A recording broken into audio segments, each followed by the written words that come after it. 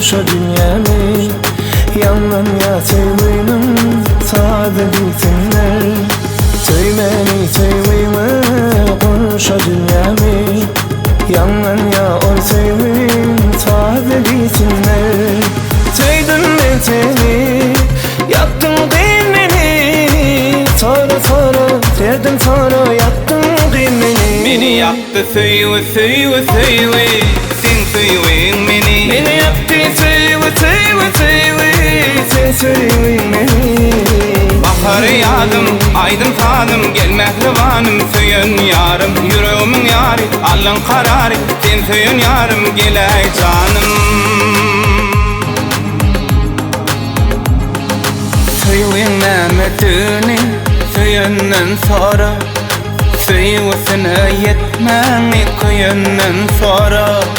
Söyledim ben seni, yaktın beni.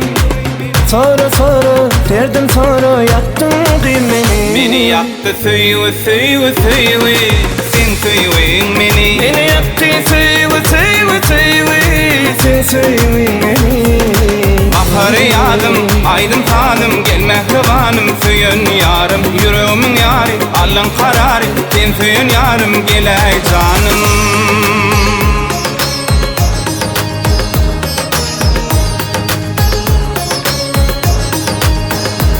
Arzularımın bari sana bağlayalı, sen sevelim daryalı.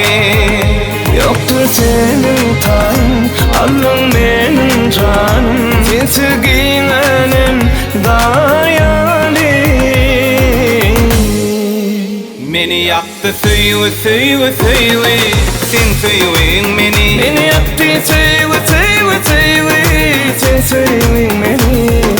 Baharı yağdım, aydın tadım, gel mehribanım, söyün yarım. Yüreğimin yarı, alın kararı, sen söyün yarım, gel ey canım. Baharı yağdım, aydın tadım, gel mehribanım, söyün yarım. Yüreğimin yarı, alın kararı, sen söyün yarım, gel ey